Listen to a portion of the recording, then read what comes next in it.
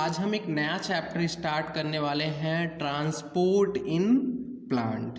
ठीक है, ये प्लांट फिजियोलॉजी में सबसे फर्स्ट चैप्टर ही है, ट्रांसपोर्ट इन प्लांट। तो आइए इस चैप्टर को हम समझते हैं। देखिए, प्लांट की बात करनी है यहाँ पे हमें, तो एक पहले सिंपल सा यहाँ पे प्लांट बना लेते हैं। प्लांट में क्या क्या होगा, कंपोनेंट देखिए तो प्लांट में एक लीफ जरूर प्रेजेंट होगा और प्लांट में रूट प्रेजेंट होगा जो कि बिलो दी सॉइल होगा। और यहाँ पे हमें मेनली ट्रांसपोर्ट की बात करनी है। तो आइए थोड़ा चैप्टर को समझते हैं कि इस चैप्टर का मोटिव क्या है पढ़ने का। इस चैप्टर को पढ़ने का मोटिव क्या है, देखिए लीव्स में क्या हो रहा है, फोटोसिंथेसिस हो रहा है और फोटोसिंथेसिस के बाद यहाँ पे ग्लूकोज बनेगा और उस ग्लूकोज को अदर पार्ट्स तक ले जाना है। हमें पता है कि ग्लूकोज कहाँ बनेगा, फोटोसिंथेसिस तो लीव्स में ही होता है ना, ग्रीन पार्ट में होगा। तो इस ग्लूकोज को हमें ट्रांसपोर्ट करके अदर पार्ट्स तक ले जाना है। इसके अलावा सॉइल से वाटर और मिनरल को रूट क्या करेगा, एब्जॉर्ब करेगा। ये रूट क्या करेगा, मिनरल और वाटर को एब्जॉर्ब करेगा और वो एब्जॉर्ब करने के बाद इस मिनरल और वाटर को भी हमें प्लांट के एकदम टॉप पार्ट तक, ऊपर तक इसे ले जाना होता है। तो ट्रांसपोर्ट का मतलब यही है कि प्लांट में जो फोटोसिंथेट्स बन रहे हैं, जो वाटर और मिनरल हैं और साथ में जो प्लांट ग्रोथ रेगुलेटर हैं, पीजीआर मीन्स प्लांट हार्मोन्स हैं, उन सब का प्लांट में मूवमेंट कैसे होता है, ट्रांसपोर्ट कैसे होता है, एक प्लेस से दूसरे प्लेस पे कैसे जाते हैं, इन्हीं सारे पॉइंट्स को हमें इस चैप्टर में पढ़ना है। ठीक है, तो देखिए प्लांट में सर्कुलेटरी सिस्टम नहीं होता है। जैसे ह्यूमन में सर्कुलेटरी सिस्टम प्रेजेंट है, ब्लड है, हार्ट है, बट प्लांट में सर्कुलेटरी सिस्टम नहीं प्रेजेंट है। इनफैक्ट अगर बोले तो हमने रेस्पिरेशन चैप्टर में देखा था कि प्लांट में रेस्पिरेटरी सिस्टम भी नहीं प्रेजेंट है। तो हम बोल सकते हैं कि प्लांट में कोई भी ऑर्गन सिस्टम नहीं प्रेजेंट है। प्लांट में ऑर्गन सिस्टम नहीं प्रेजेंट है। प्लांट में सर्कुलेटरी सिस्टम क्या है, एब्सेंट है। मैंने क्रॉस बना दिया, मतलब एब्सेंट है। प्लांट में रेस्पिरेटरी सिस्टम भी नहीं है और सर्कुलेटरी सिस्टम नहीं है, तो ये ट्रांसपोर्ट होगा कैसे। अब ट्रांसपोर्ट में हमने देखा कि एकदम टॉप पार्ट में लीफ से लेकर के ग्राउंड में जो रूट्स जो एम्बेडेड है ग्राउंड में, वहाँ तक ट्रांसपोर्ट होना, मीन्स इतना लॉन्ग डिस्टेंस तक ट्रांसपोर्ट होना है। इसके अलावा ये जो लीव्स हैं उसके सेल्स में भी ट्रांसपोर्ट होना है। अगर ये सेल है तो इन सेल का आपस में भी कुछ ट्रांसपोर्ट होना है। मतलब हमें इस चैप्टर में ये भी देखना है कि transport within the cell देखना है, विद इन द टिश्यू देखना है, मीन्स सेल टू सेल, और विद इन द प्लांट यहाँ पे ट्रांसपोर्ट पढ़ना है। यही इस चैप्टर का मेन मोटिव है। ठीक है, तो चैप्टर में क्या पढ़ना है ये पॉइंट समझ में आ गया है। तो आइए इस चैप्टर को आगे की तरफ बढ़ाते हैं। देखिए हमें यहाँ पे ट्रांसपोर्ट पढ़ना है, तो ट्रांसपोर्ट दो तरह का पढ़ना है।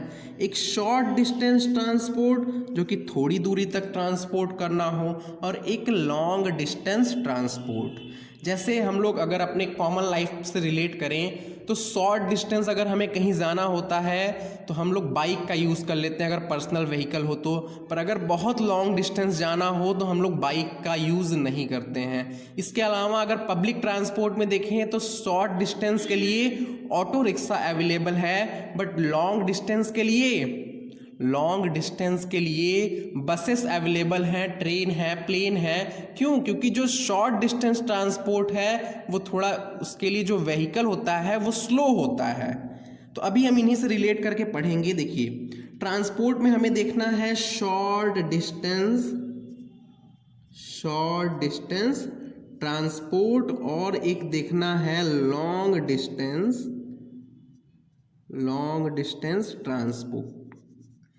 ठीक है, अगर शॉर्ट डिस्टेंस ट्रांसपोर्ट का अगर मैं एग्जांपल दूं तो विद इन द सेल आप बोल सकते हैं, विद इन द सेल। जैसे अगर आप ऑटो रिक्शा का यूज़ कहाँ करेंगे, विद इन द सिटी करते हैं, उसी सिटी में एक प्लेस से दूसरे प्लेस जाने के लिए। या फिर तो आप बोल सकते हैं सेल टू सेल, एक सेल से दूसरे सेल में जाने के लिए means with in the tissue, with in the tissue. अगर टिश्यू में कहीं मूवमेंट होना है, ट्रांसलोकेशन होना है, तो उसके लिए शॉर्ट मीन्स ये क्या हो गया, शॉर्ट डिस्टेंस का एग्जांपल है within the cell and cell to cell, एक सेल से दूसरे एडजेसेंट सेल में ट्रांसपोर्ट होना। ये एग्जांपल हो गया शॉर्ट डिस्टेंस ट्रांसपोर्ट का। और लॉन्ग डिस्टेंस ट्रांसपोर्ट का एग्जांपल देखते हैं। जैसे लीव्स में फोटोसिंथेसिस हुआ है तो जो प्रोडक्ट बना है उसे हम बोलेंगे फोटोसिंथेट्स। उस फोटोसिंथेट्स का ट्रांसपोर्ट लीव्स से अदर प्लांट पार्ट्स में जाना, ये क्या हो गया, एक लॉन्ग डिस्टेंस ट्रांसपोर्ट है। यहाँ पे हम क्या लिख सकते हैं एग्जांपल में, photosynthates from leaves to all part. Leaves से वो कहाँ जाएगा, ऑल पार्ट्स में जाएगा। एक एग्जाम्पल तो ये हो गया। दूसरा हो जाएगा वाटर एंड मिनरल का transport, water and mineral from, water and mineral कहाँ से जा रहा है, रूट से हमें लीव्स तक ले जाना है, रूट टू लीव्स, या फिर तो आप यहाँ पे ऑल पार्ट्स भी लिख सकते हैं, ऑल प्लांट पार्ट। और क्या एग्जांपल दे सकते हैं, transport of PGR, transport of PGR, plant growth regulator का ट्रांसपोर्ट भी कैसा होगा, लॉन्ग डिस्टेंस ट्रांसपोर्ट होता है। PGR means plant growth regulator, आप पूरा लिख लीजिए, या फिर तो प्लांट हार्मोन भी आप लिख सकते हैं। तो मैंने शॉर्ट डिस्टेंस ट्रांसपोर्ट का एग्जांपल बताया, लॉन्ग डिस्टेंस ट्रांसपोर्ट का एग्जांपल बताया। तो आइए देखते हैं कि ये शॉर्ट डिस्टेंस ट्रांसपोर्ट होते किसके थ्रू हैं। तो हम यहाँ लिख सकते हैं ऑकर्स थ्रू, कि ये शॉर्ट डिस्टेंस ट्रांसपोर्ट किसके थ्रू होते हैं। तो ऑकर्स थ्रू में देखिए, ये जो शॉर्ट डिस्टेंस ट्रांसपोर्ट है ये डिफ्यूजन के थ्रू होता है, डिफ्यूजन। अगर उसी सेल में, ये कोई सेल है, इसी सेल में एक प्लेस से दूसरे प्लेस में किसी मॉलिक्यूल को मूव करना है तो डिफ्यूजन के थ्रू हो सकता है। या फिर तो अगर किसी दूसरे सेल में जाना है, एक सेल से किसी दूसरे सेल में जाना है, तो इस प्रोसेस के लिए भी डिफ्यूजन यूज होता है। ठीक है, किसके थ्रू होगा, ये डिफ्यूजन के थ्रू होगा। और दूसरा हम लिख सकते हैं साइटोप्लाज्मिक स्ट्रीमिंग, साइटोप्लाज्मिक स्ट्रीमिंग। क्या आपको पता है कि साइटोप्लाज्मिक स्ट्रीमिंग क्या होता है? ये सेल चैप्टर में पढ़ाया जाता है। और साइटोप्लाज्मिक स्ट्रीमिंग का ही दूसरा नाम प्रोटोप्लाज्मिक स्ट्रीमिंग या फिर तो साइक्लोसिस बोलते हैं, साइक्लोसिस बोलते हैं। ठीक है, तो अभी इसे थोड़ा सा हम समझा देते हैं। देखिए, ये जो डिफ्यूजन होता है ये पैसिव प्रोसेस होता है, मींस इसमें एटीपी का रिक्वायरमेंट नहीं होता है, पैसिव प्रोसेस होता है। डिफ्यूजन मींस क्या होता है आप बताइए, कोई भी मॉलिक्यूल या फिर तो कोई भी सब्सटेंस का मूवमेंट कहाँ से, हाई कंसंट्रेशन से लो कंसंट्रेशन की तरफ मूवमेंट, इसी प्रोसेस को हम क्या बोलते हैं, डिफ्यूजन बोलते हैं। और जो साइटोप्लाज्मिक स्ट्रीमिंग या फिर तो साइक्लोसिस होता है, पहले इसका मतलब समझिए। इसका मतलब है मूवमेंट ऑफ साइटोप्लाज्म। सेल के अंदर क्या होगा, एक मैट्रिक्स होगा जिसे हम क्या बोलते हैं, सेल लाइक मटेरियल होगा जिसे हम साइटोप्लाज्म बोलते हैं। और उस साइटोप्लाज्म का मूवमेंट देखिए हम यहाँ इस तरीके से रिप्रेजेंट कर रहे हैं। इस साइटोप्लाज्म के मूवमेंट को ही साइक्लोसिस या फिर तो साइटोप्लाज्मिक स्ट्रीमिंग बोलते हैं। और ये किसके थ्रू होता है, किसके एक्शन से होता है, तो सेल में आपको पता है साइटोस्केलेटन प्रेजेंट है, means microfilament and microtubules, microfilament and microtubules जिसे हम साइटोस्केलेटन बोलते हैं। इस साइटोस्केलेटन के थ्रू साइक्लोसिस मूवमेंट होता है। और ये मूवमेंट एक्टिव प्रोसेस है, मींस एटीपी का रिक्वायरमेंट होता है। तो हम यहाँ क्या लिख सकते हैं, साइटोप्लाज्मिक स्ट्रीमिंग एक्टिव प्रोसेस है। कैसा प्रोसेस है, एक्टिव प्रोसेस होता है। और आइए इसकी थोड़ी सी यहाँ पे डेफिनेशन भी लिख लें, क्योंकि ये पॉइंट आगे हम चैप्टर में अब नहीं पढ़ने वाले हैं। डिफ्यूज़न को तो अभी हम डिटेल में देखेंगे आगे, बट साइटोप्लाज्मिक स्ट्रीमिंग कहीं पे भी एक्सप्लेन नहीं किया गया है। क्यों? क्योंकि ये सेल चैप्टर का एक टॉपिक है, तो यहाँ पे हम फिर भी थोड़ा सा एक्सप्लेन कर दे रहे हैं कि इसका डेफिनेशन क्या हो जाएगा। मूवमेंट, ब्रैकेट में आप फ्लो भी लिख सकते हैं, फ्लो ऑफ साइटोप्लाज्म, साइटोप्लाज्म इसी को हम क्या बोलते हैं, फ्लो ऑफ साइटोप्लाज्म, या फिर तो मूवमेंट ऑफ साइटोप्लाज्म को साइक्लोसिस बोलते हैं। इसके आगे आप लिख लीजिए by the action of, by the action of cytoskeleton. Cytoskeleton क्या होता है, ये सेल के शेप को मेंटेन करता है। साइटोस्केलेटन सेल के शेप को मेंटेन करता है। और साइटोस्केलेटन के एग्जाम्पल अगर हम दें या फिर तो टाइप्स बताएं तो ये हो जाएगा माइक्रोफिलामेंट एंड माइक्रोट्यूब्यूल्स। माइक्रोफिलामेंट और माइक्रोट्यूब्यूल्स ये क्या है, साइटोस्केलेटन है, और इनके थ्रू सेल में मूवमेंट होता है, और उस प्रोसेस को हम साइक्लोसिस या फिर तो साइटोप्लाज्मिक स्ट्रीमिंग या फिर तो प्रोटोप्लाज्मिक स्ट्रीमिंग बोलते हैं। तो ये हो गया हमारा शॉर्ट डिस्टेंस ट्रांसपोर्ट के बारे में सारी इंफॉर्मेशन। इसके बाद हम देखते हैं कि लॉन्ग डिस्टेंस ट्रांसपोर्ट किसके थ्रू होता है। तो यहाँ पे लिख देते हैं ऑकर्स थ्रू,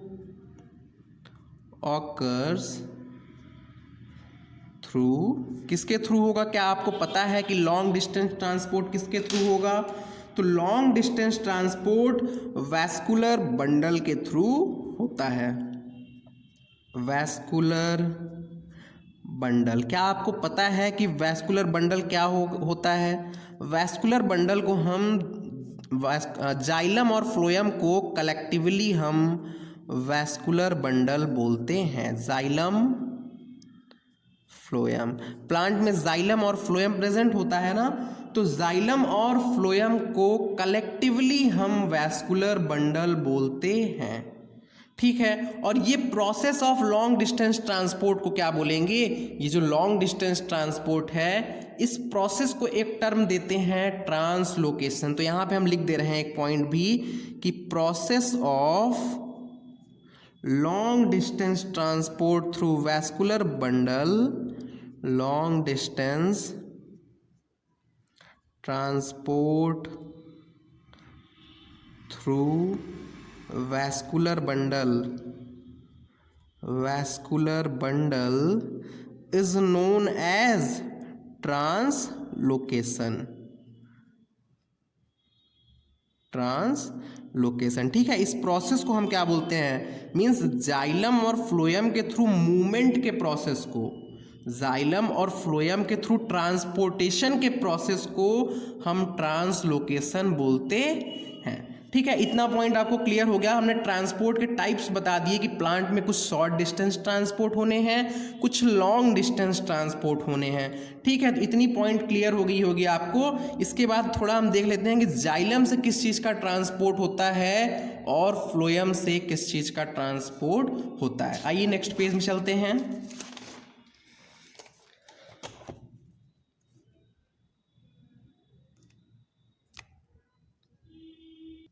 देखिए जाइलम से, XYLEM, जाइलम से वाटर और मिनरल का ट्रांसपोर्ट होता है। किसका होगा, वाटर एंड मिनरल का, वाटर एंड मिनरल का ट्रांसपोर्ट होता है। और कहाँ से कहाँ होता है, तो रूट से लीव्स तक होता है, रूट से लीव्स तक होता है। देखिए वाटर और मिनरल का ट्रांसपोर्ट रूट से लीव्स तक हो रहा है, तो यहाँ पे आप लिख सकते हैं कि कैसा ट्रांसपोर्ट है, यूनी डायरेक्शनल ट्रांसपोर्ट होता है। यूनी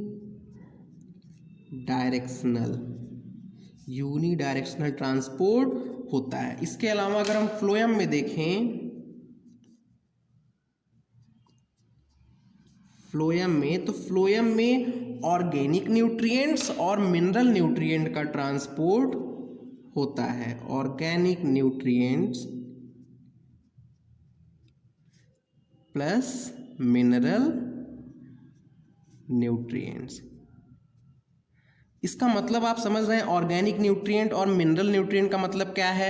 एनसीईआरटी में सिर्फ यही दो टर्म लिखा है, पर इसको थोड़ा आप समझ लीजिए। ऑर्गेनिक न्यूट्रिएंट का मतलब है जैसे बायोमॉलिक्यूल्स का ट्रांसपोर्ट, ऑर्गेनिक कंपाउंड का ट्रांसपोर्ट, ऑर्गेनिक न्यूट्रिएंट जैसे प्रोटीन हो गए या फिर कोई ऑर्गेनिक कंपाउंड हो गया, ऑर्गेनिक मॉलिक्यूल हो गया, ग्लूकोज हो गया, फैट्स हो गया, समझ रहे हैं आप, कोई कार्बोहाइड्रेट हो गया, तो इन सब का ट्रांसपोर्ट फ्लोएम के थ्रू होता है। और मिनरल न्यूट्रिएंट्स, आपको पता है कि कोई भी पार्ट जो सेनेसेंस मीन्स ओल्ड हो चुका है, मिनरल न्यूट्रिशन में आपने पढ़ा है कि कोई भी पार्ट जो कि जैसे ओल्डर लीव्स है, तो ओल्डर लीव्स में जो जो एलिमेंट्स हैं, देखिए ओल्डर लीव्स में जो एलिमेंट होते हैं वो यहाँ से निकल करके कहाँ चले जाते हैं, देखिए O L means older leaves है, यहाँ से निकल करके न्यूअर लीफ में चले जाते हैं, ये आपको पता है।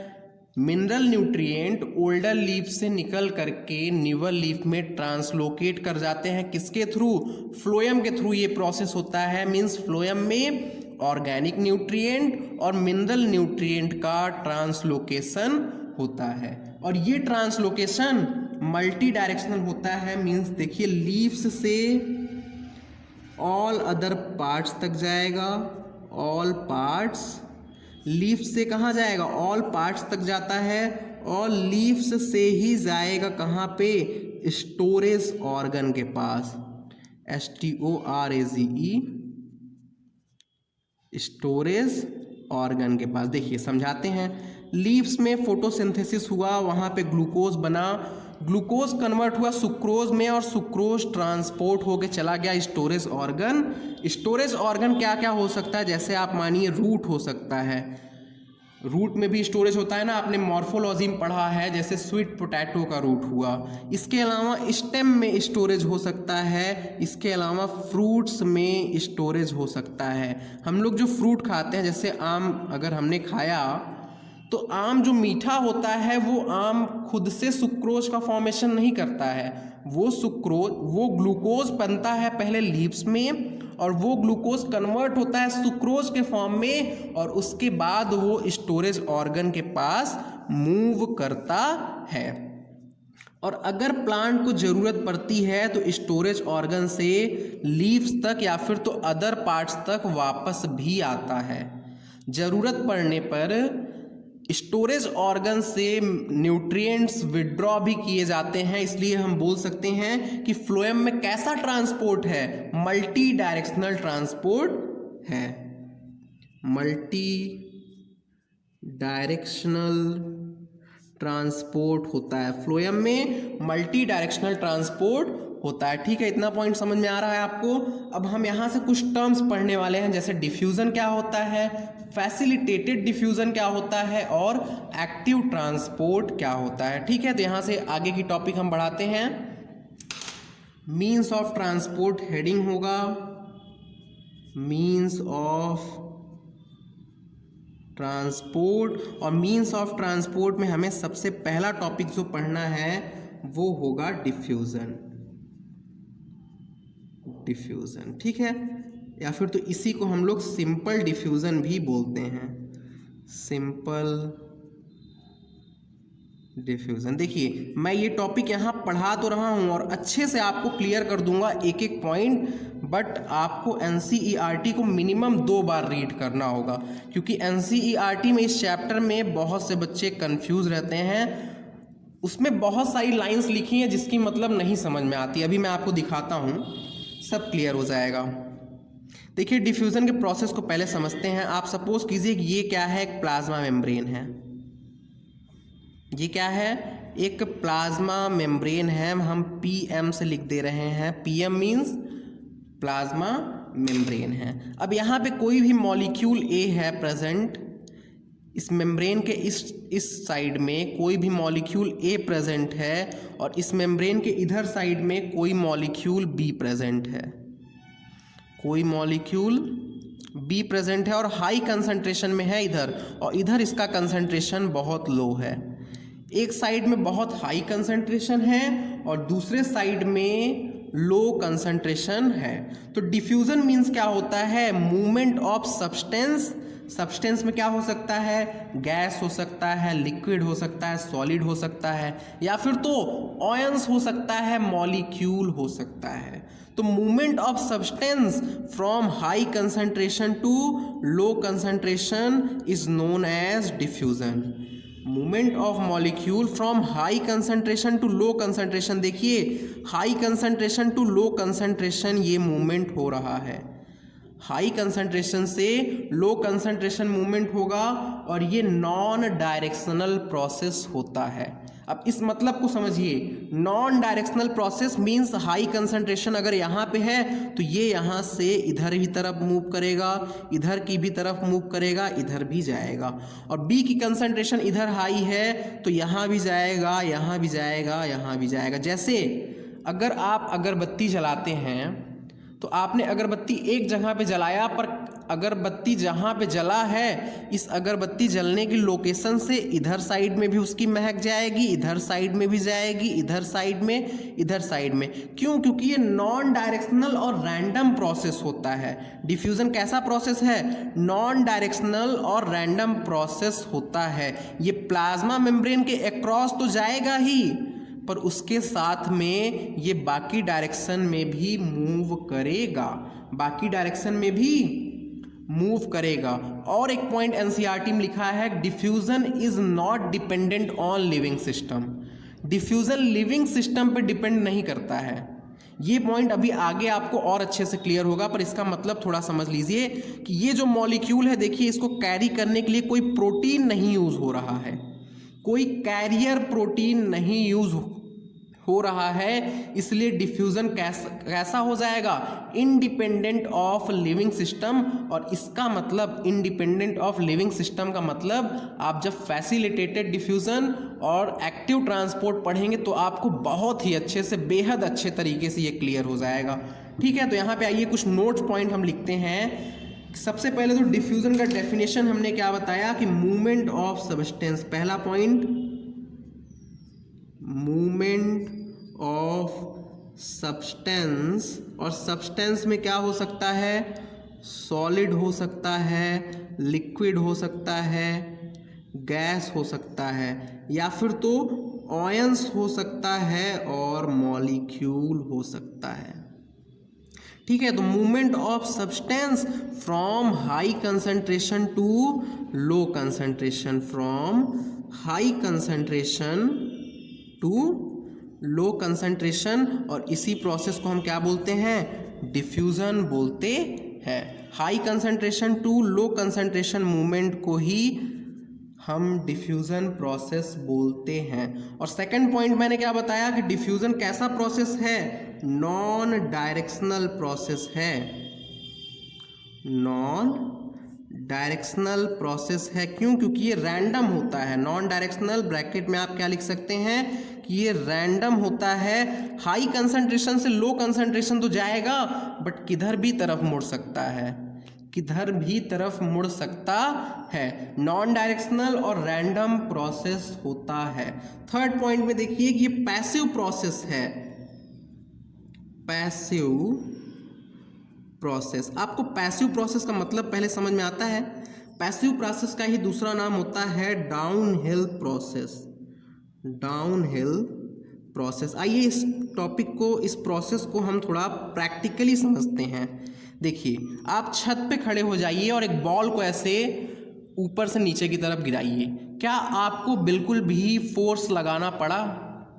इस प्रोसेस में क्या आपको बिल्कुल भी फोर्स लगाना पड़ा? नहीं। बट आप अब छत के नीचे के साइड में खड़े हो जाइए और इस बॉल को ऊपर की तरफ फेंकिए। और जब आप ऊपर की तरफ फेंकेंगे तो आपको कुछ एनर्जी लगानी होगी। अगर आप ऊपर की तरफ फेंकेंगे तो आपको कुछ अमाउंट में एनर्जी लगानी होगी।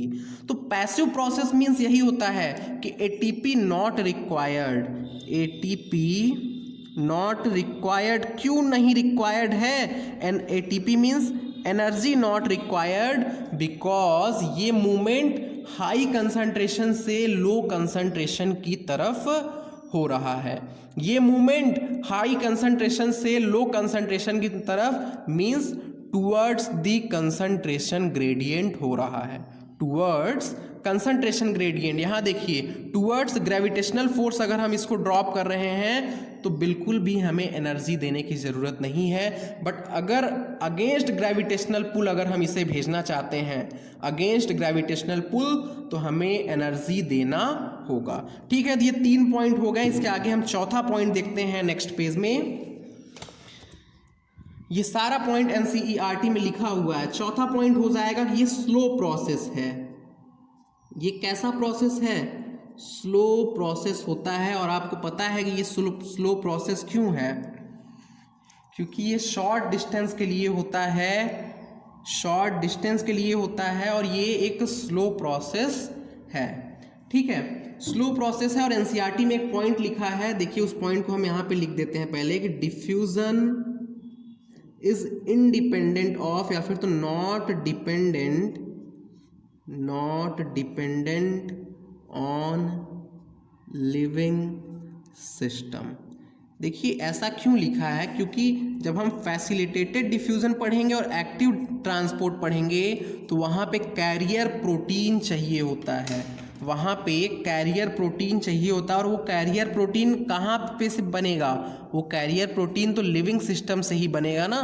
बट ये जो डिफ्यूज़न है यहाँ पे ऐसी कोई भी रिक्वायरमेंट नहीं है, here is no such requirement. इसीलिए diffusion independent of living system है। और ये थोड़ा इंपॉर्टेंट पॉइंट है, मिस हो जाता है कई बार एनसीईआरटी से। ठीक है, तो ये आप याद रखिएगा कि diffusion is not dependent on living system. ठीक है, और फिफ्थ पॉइंट में यहाँ पे क्या हो जाएगा कि यहाँ पे कैरियर प्रोटीन नहीं इन्वॉल्व हुआ।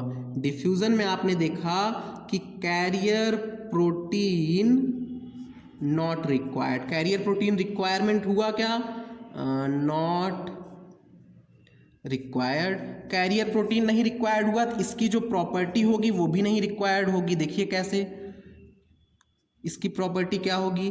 कैरियर प्रोटीन, जैसे अगर आप ऑटो में देखें तो ऑटो में वो 10 सवारी अगर बैठा रहा है तो 10 से ऊपर वो नहीं बैठा सकता। उसी तरीके से अगर कैरियर प्रोटीन यूज हो रहा है तो कैरियर प्रोटीन अपने सैचुरेशन के बाद, means all the carrier protein used, saturation में यहाँ पे होगा no saturation, no saturation. Carrier protein में क्या होगा? सैचुरेट हो जाता है। सैचुरेशन मीन्स होता है all the carrier protein used. But diffusion में तो कैरियर प्रोटीन ही नहीं रिक्वायर्ड है तो सैचुरेशन भी नहीं होगा। और कैरियर देखिए ऑटो वाले कौन रोकता है? पुलिस वाले रोकते हैं। तो उसी तरीके से कैरियर प्रोटीन के लिए इनहिबिटर जो होता है उसका भी इफेक्ट यहाँ पे नहीं होगा। No effect of inhibitor, INHIBITOR, inhibitor का भी यहाँ पे कोई भी इफेक्ट नहीं होगा। क्यों? क्योंकि यहाँ पे कोई भी कैरियर प्रोटीन नहीं यूज हो रहा है। ठीक है, तो 6th पॉइंट पे देखते हैं diffusion rate. Diffusion rate is directly proportional to concentration. अगर आप कंसंट्रेशन को बढ़ाओगे तो डिफ्यूजन रेट क्या होगा? बढ़ जाएगा। कंसंट्रेशन को आप बढ़ाओगे तो डिफ्यूज़न रेट बढ़ जाएगा। इसका आप सिंपली ऐसे एग्जांपल देख सकते हैं कि आप एक कैंडल जलाइए और कैंडल से जो धुआं निकलेगा उससे आप सफोकेट नहीं होते हैं। बट अगर कहीं पे बहुत ज़्यादा आग लगा हो तो वहाँ से धुआं क्या होगा? कंसंट्रेशन तो बढ़ गया ना धुआं का, कंसंट्रेशन बढ़ा तो उसका डिफ्यूज़न रेट बढ़ जाएगा और आपको सफोकेशन फील वहाँ पे होगा। ठीक है, तो diffusion rate is directly proportional to concentration. यहाँ पे हम एग्जाम्पल ले रहे हैं कहीं और का रिलेट करने के लिए।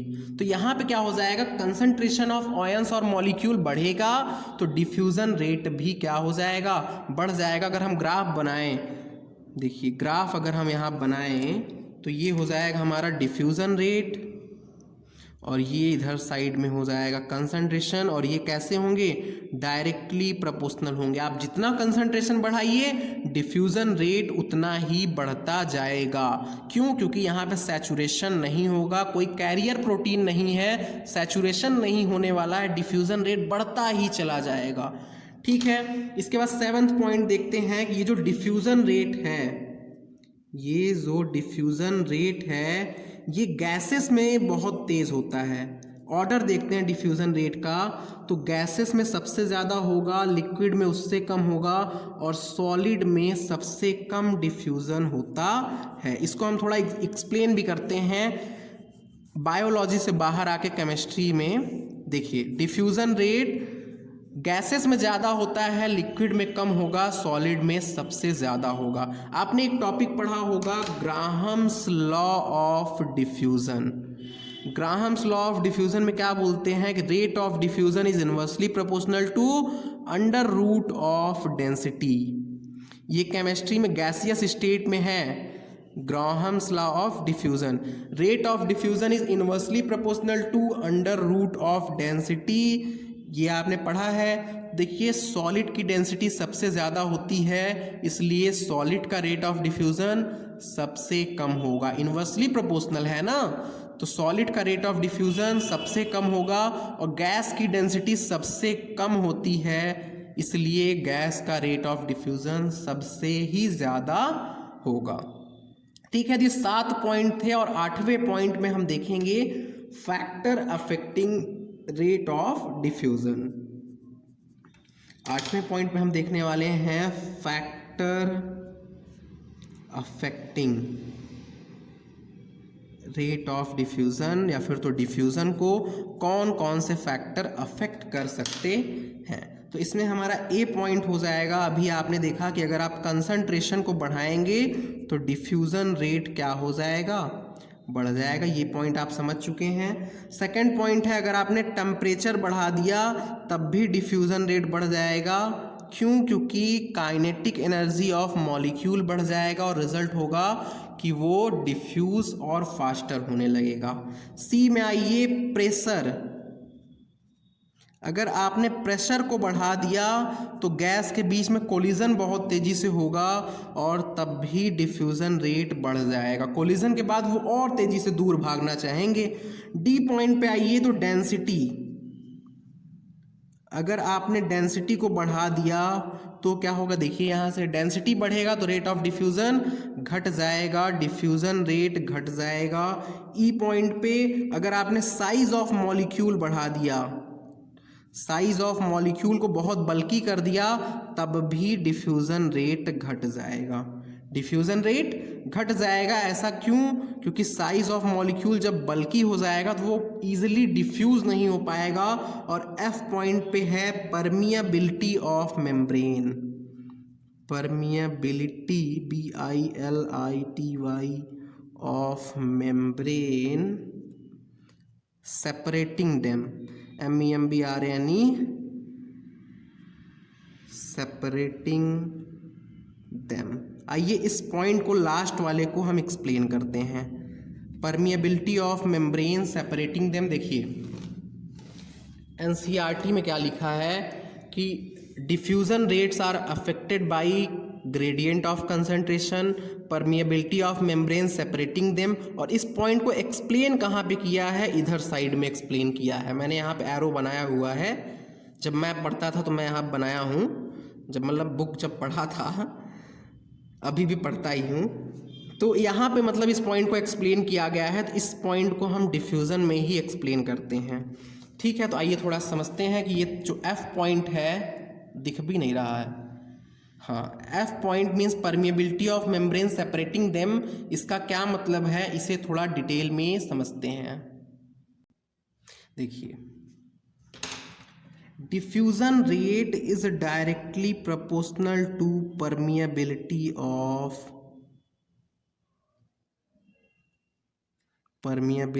Of membrane. MEMB लिख दिया है, मेम्ब्रेन। इतने से एक पॉइंट तो क्लियर हो गया, पर क्रिस्टल क्लियर नहीं हुआ है, मीन्स अच्छी तरीके से यहाँ से क्लियर नहीं हुआ है। परमिएबिलिटी ऑफ मेम्ब्रेन, जो मेम्ब्रेन सेपरेट कर रहा है, अगर वो मॉलिक्यूल को पास होने देगा तो डिफ्यूज़न रेट बढ़ेगा, और अगर उस मेम्ब्रेन की परमिएबिलिटी कम है तो डिफ्यूज़न रेट कम होगा। इस पॉइंट से इतना ही क्लियर हो पा रहा है कि अगर मेम्ब्रेन की परमिएबिलिटी ज़्यादा होगी किसी पर्टिकुलर मॉलिक्यूल के लिए तो वो मॉलिक्यूल का डिफ्यूज़न रेट ज़्यादा होगा, और अगर मेम्ब्रेन की परमिएबिलिटी कम होगी किसी पर्टिकुलर मॉलिक्यूल के लिए तो उस मॉलिक्यूल के लिए डिफ्यूज़न रेट कम होगा। यहाँ से इतना ही पॉइंट समझ में आ रहा है, और इसी को हम और लिख के साइड में एक्सप्लेन करते हैं। देखिए, एक तो हमने एक्सप्लेनेशन ये दिया diffusion rate is directly proportional to permeability of membrane. एक दूसरा एक्सप्लेनेशन यहाँ पे देते हैं जो कि एनसीईआरटी में लिखा हुआ है। पेन ले लेते हैं ऑरेंज। देखिए, डिफ्यूज़न जो होता है, अब पहले तो ये जानिए कि जो सेल मेम्ब्रेन है हमारा किसका बना है, लिपिड का बना होता है, लिपिड का बना होता है। तो हम यहाँ पे लिख देते हैं कि diffusion also depends on its solubility in lipid. Lipid में हम क्यों देख रहे हैं, क्योंकि जो सेल मेम्ब्रेन का कंपोनेंट है वो लिपिड ही तो है, और अगर कोई मॉलिक्यूल लिपिड में सॉल्युबल होगा तो वो इजीली पास कर जाएगा, बट अगर कोई मॉलिक्यूल लिपिड में सॉल्युबल नहीं है तो वो इजीली पास नहीं करेगा। ठीक है, समझ रहे हैं इतना पॉइंट आप। अगर वो लिपिड में सॉल्युबल होगा तो वो इजीली पास कर जाएगा, और अगर वो लिपिड में सॉल्युबल नहीं है तो वो इजीली पास नहीं कर पाएगा। तो हम यहाँ पे पॉइंट लिख देते हैं कि substance soluble in lipid diffuse faster through membrane. Substance soluble in lipid diffuse faster through membrane. ठीक है, अगर कोई सब्सटेंस लिपिड में सॉल्युबल है तो वो मेम्ब्रेन के थ्रू फास्ट क्या होगा, डिफ्यूज कर दिया जाएगा। तो आइए सब्सटेंस को थोड़ा हम देखते हैं सब्सटेंस कैसे कैसे हो सकते हैं। देखिए, अगर कोई सब्सटेंस है तो सब्सटेंस दो तरह के हम देख सकते हैं। एक तो ऐसा सब्सटेंस जो कि लिपिड में सॉल्युबल हो, और एक ऐसा सब्सटेंस जो कि वाटर में सॉल्युबल हो। लिपिड सॉल्युबल और हाइड्रोसॉल्युबल मीन्स वाटर सॉल्युबल। मीन्स हम बोल सकते हैं सब्सटेंस कैसा हो, लिपोफिलिक हो या फिर तो हाइड्रोफिलिक हो। फिलिक मीन्स होता है लव, और हाइड्रो मीन्स हुआ वाटर, PHILIC। अगर सब्सटेंस दो तरह का हो सकता है, एक लिपोफिलिक हो सकता है मीन्स लिपिड लविंग हो सकता है, और एक हाइड्रोफिलिक हो सकता है मतलब वाटर लविंग हो सकता है। जो लिपोफिलिक है ये क्या होगा, लिपोसॉल्युबल भी होगा। लिपोफिलिक है मीन्स ये लिपोसॉल्युबल भी होगा, लिपोसॉल्युबल होगा मीन्स लिपिड में सॉल्युबल होगा, और जो हाइड्रोफिलिक है ये हाइड्रोसॉल्युबल होगा, ये लिपिड में नहीं घुलेगा। जो जिससे प्यार करता है वो उसी से घुले मिलेगा। समझ रहे हैं ना आप? हाँ, समझिए डिटेल में। तो ये जो लिपोफिलिक है ये हाइड्रोफोबिक होगा, और जो हाइड्रोफिलिक है ये लिपोफोबिक होगा। इतना पॉइंट आपको समझ में आ रहा है? तो देखिए, जो लिपोफिलिक है ये डिफ्यूज्ड ईजली, जो लिपोफिलिक है इसका डिफ्यूजन ईजली हो जाएगा। तो हम यहाँ लिख दे रहे हैं डिफ्यूज ईजली, EASILY, और ब्रैकेट में लिख सकते हैं कि इसका मोर डिफ्यूजन रेट होगा, मोर DR, इसका मोर डिफ्यूजन रेट होगा। जो लिपोफिलिक है वो लिपिड में घुल मिल करके आसानी से पास कर जाएगा, मीन्स उसका डिफ्यूजन रेट ज़्यादा होगा। बट जो हाइड्रोफिलिक है इस मॉलिक्यूल का डिफ्यूज़न क्या होगा, डिफ़िकल्ट होगा। इस मॉलिक्यूल का डिफ्यूज़न डिफ़िकल्ट होगा, DIFFICULT। इस मॉलिक्यूल का डिफ्यूज़न कैसा होगा, डिफ़िकल्ट होगा। तो इस मॉलिक्यूल का डिफ्यूज़न आखिर हम करवाएंगे कैसे, तो इस मॉलिक्यूल का डिफ्यूज़न फैसिलिटेटेड होता है। देखिए थोड़ा ये पेपर को मैं ऐसे उठा के यहाँ पे लिख दे रहा हूँ। इस मॉलिक्यूल का डिफ्यूजन कैसे होता है? FACILITATED, फैसिलिटेटेड डिफ्यूजन होगा। ऐसे आप एरो बना के लिख लीजिए कि जो हाइड्रोफिलिक मॉलिक्यूल हैं उनका डिफ्यूजन सिंपल डिफ्यूजन नहीं होता है, फैसिलिटेटेड डिफ्यूजन होता है। Facilitated diffusion means carrier protein के थ्रू इनका डिफ्यूजन होगा, कैरियर प्रोटीन के थ्रू इनका डिफ्यूजन होगा, कैरियर प्रोटीन के थ्रू होगा। तो आइए हम नेक्स्ट टॉपिक बनाते हैं फैसिलिटेटेड डिफ्यूजन और उससे डिटेल में पढ़ते हैं। फैसिलिटेटेड मीन्स आप थोड़ा नाम से समझिए, फैसिलिटी प्रोवाइड कर दिया जाए डिफ्यूजन को तो वही हो जाएगा फैसिलिटेटेड डिफ्यूजन। और फैसिलिटी क्या प्रोवाइड करेंगे? एक प्रोटीन कैरियर प्रोवाइड कर देंगे। प्रोटीन कैरियर क्यों? क्योंकि लिपिड के थ्रू लिपोफिलिक जा रहा है तो एक प्रोटीन कैरियर प्रोवाइड कर देंगे जिसके थ्रू हाइड्रोफिलिक मॉलिक्यूल भी पास कर जाए और इसी डिफ्यूजन को हम फैसिलिटेटेड डिफ्यूजन बोलेंगे। इसी डिफ्यूजन को हम फैसिलिटेटेड डिफ्यूजन बोलेंगे। देखिए यहाँ पे लिखा हुआ है, मैं थोड़ा एनसीईआरटी पढ़ के आपको दिखाता हूँ। एक पॉइंट तो यहाँ ये देख लीजिए, यहाँ पे देखिए not dependent on a living system, ये हो गया। Diffusion is very important to plants since it is only means of gaseous movement within the plant body. Respiratory system में हमने पढ़ा था चैप्टर में कि प्लांट में कोई भी रिस्पायरेटरी ऑर्गन नहीं होता है, इनफैक्ट प्लांट में कोई भी ऑर्गन सिस्टम नहीं होता है। तो प्लांट में डिफ्यूजन के थ्रू ही गैसियस एक्सचेंज या फिर तो गैसियस मूवमेंट होता है।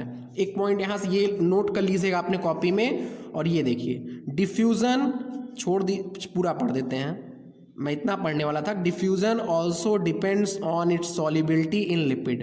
पूरा क्या लिखा है? Diffusion of any substance across a membrane also depends on its solubility in lipid पे डिपेंड करेगा। सब्सटेंस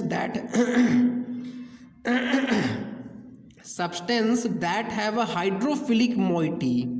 हाइड्रोफिलिक मोइटी मीन्स वो हाइड्रोफिलिक होगा तो find it difficult to pass through the membrane. Membrane से पास होने में उसको डिफिकल्टी होगी तो इसलिए their movement has to be facilitated. उनका मूवमेंट कैसा होना होगा?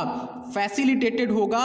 और फैसिलिटेटेड का मतलब क्या होता है आगे समझाया है कि membrane protein provides site at which such molecule cross the membrane। Membrane protein site provide कर रहा है जिसके थ्रू सच मॉलिक्यूल ऐसे मॉलिक्यूल्स पास करेंगे। तो आइए नेक्स्ट टॉपिक हमारा बनता है फैसिलिटेटेड डिफ्यूजन। डिफ्यूजन को हम लोगों ने अच्छे से क्लियर कर लिया है। Next topic facilitated diffusion. Second topic facilitated diffusion. देखिए इसे थोड़ा सा डायग्रामेटिकली भी समझ लिया जाए। सपोज कीजिए कि ये क्या है? प्लाज्मा मेम्ब्रेन है। ये क्या है? प्लाज्मा मेम्ब्रेन है। यहाँ पे हम क्या लिख दें इसको? PM। ये क्या हो गया? प्लाज्मा मेम्ब्रेन हो गया। और यहाँ पे हमने ऐसे कुछ मॉलिक्यूल्स बनाए और हम बोल दिए कि ये मॉलिक्यूल कैसे हैं? लिपोफिलिक मॉलिक्यूल हैं। ये मॉलिक्यूल लिपोफिलिक मॉलिक्यूल हैं, मीन्स लिपिड सॉल्युबल हैं, लिपोसॉल्युबल हैं। अगर ये लिपोफिलिक हैं तो क्या होगा? प्लाज्मा मेम्ब्रेन के थ्रू ये इजीली पास कर जाएंगे। पास कर जाएंगे तो हम यहाँ पे सही का सिंबल बना दे रहे हैं। ये इजीली क्या होंगे? पास कर जाएंगे। बट सेकंड केस देखिए, अगर इसी प्लाज्मा मेम्ब्रेन के थ्रू हम कोई ऐसा मॉलिक्यूल पास कराएं जो कैसा हो? हाइड्रोफिलिक हो, मीन्स वाटर सॉल्युबल। अगर हम कोई मॉलिक्यूल को पास कराएं तो क्या होगा? ये क्या होगा? प्लाज्मा मेम्ब्रेन होगा। हमने यहाँ पे मॉलिक्यूल बनाया कुछ वापस से, ये डॉटेड डॉटेड, और हमने बोला कि ये मॉलिक्यूल कैसे हैं? हाइड्रोफिलिक हैं। हाइड्रोफिलिक हैं। तो हाइड्रोफिलिक हैं तो क्या ये पास कर पाएंगे? तो यहाँ पे हम क्या बना दें, क्रॉस। ये हाइड्रोफिलिक हैं तो प्लाज्मा मेम्ब्रेन के थ्रू तो कभी नहीं क्रॉस हो पाएंगे, या फिर तो होंगे भी तो वेरी वेरी स्लो प्रोसेस होगा और बहुत डिफ़िकल्ट के साथ में ये पास होंगे। ठीक है, तो एक कंडीशन ये हुआ, दूसरा कंडीशन ये हुआ, तो इसका मूवमेंट आखिर होगा कैसे, ये जो क्रॉस है ये सही में कैसे कन्वर्ट होगा देखते हैं। होगा क्या, इसी प्लाज्मा मेम्ब्रेन में हमने पढ़ा है कि कुछ प्रोटीन्स होते हैं, इंट्रिंसिक प्रोटीन, आपको पता है इंट्रिंसिक प्रोटीन, जो कि आर पार कुछ इस तरीके से प्रेजेंट होते हैं, आर पार कुछ इस तरीके से ऐसे प्रेजेंट होते हैं। और ये क्या करेंगे, इधर से जो मॉलिक्यूल है, फैसिलिटेटेड डिफ्यूजन पूरी तरीके से सिमिलर होता है डिफ्यूजन के, मात्र डिफरेंस इतना है कि इसमें एक कैरियर प्रोटीन आ जाता है। क्या आ जाएगा, कैरियर प्रोटीन आ जाएगा। क्यों आ जाएगा, क्योंकि ये हाइड्रोफिलिक मॉलिक्यूल के लिए होता है, हाइड्रोफिलिक मॉलिक्यूल। ये क्या हुआ हमारा प्लाज्मा मेम्ब्रेन, और ये हमने बनाया कैरियर प्रोटीन। कैरियर प्रोटीन को हम लोग ट्रांस मेम्ब्रेन प्रोटीन या फिर तो टनल प्रोटीन भी बोलते हैं। देखिए इसके थ्रू क्या होगा, इसका ट्रांसपोर्ट हो जाएगा, इसके थ्रू इसका ट्रांसपोर्ट सही समझ रहे हैं आप। इसके थ्रू, कैरियर प्रोटीन के थ्रू इस हाइड्रोफिलिक मॉलिक्यूल का ट्रांसपोर्ट हो जाएगा। और अगर यही हाइड्रोफिलिक मॉलिक्यूल चाहेगा कि हम इस प्लाज्मा मेम्ब्रेन के थ्रू पास कर जाएं, तो ये पॉसिबल नहीं हो पाएगा। समझ रहे हैं आप, ये दोनों हाइड्रोफिलिक का केस मैंने समझाया कि यहाँ पे ये जो हाइड्रोफिलिक मॉलिक्यूल है सिर्फ और सिर्फ कैरियर प्रोटीन से ही पास करेंगे। और इसी टाइप ऑफ डिफ्यूज़न को, जिसमें कैरियर प्रोटीन के हेल्प से कोई मॉलिक्यूल पास करे, तो इस टाइप के डिफ्यूज़न को हम फैसिलिटेटेड डिफ्यूज़न बोलते हैं। आइए यहाँ पे हम कुछ लिखते हैं। ये क्या है, सिंपल डिफ्यूज़न है, सिंपल डिफ्यूज़न, DIFF लिख दिया, डिफ्यूज़न हो गया। डिफरेंट नहीं समझिएगा, क्योंकि मैं डिफरेंट को भी DIFF लिखता हूँ। तो सिंपल डिफ्यूज़न ऑफ लिपोफिलिक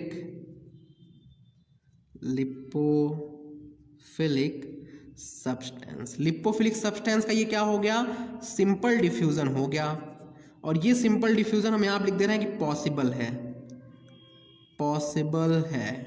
और यहाँ पे हमने क्या दिखाया है, simple diffusion of hydrophilic molecule impossible है या फिर तो डिफ़िकल्ट है।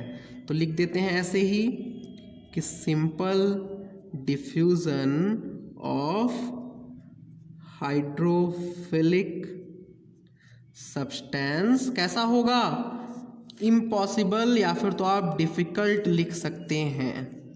ये डिफ़िकल्ट होगा, DIFFICULT, या फिर तो आप इसे इम्पॉसिबल भी बोल सकते हैं, इम्पॉसिबल। इसके बाद थर्ड केस में हमने क्या बताया, हेंस, अगर ये इम्पॉसिबल है तो hence their diffusion will be facilitated, या फिर तो लिख सकते हैं facilitated diffusion of hydrophilic substance, facilitated diffusion of hydrophilic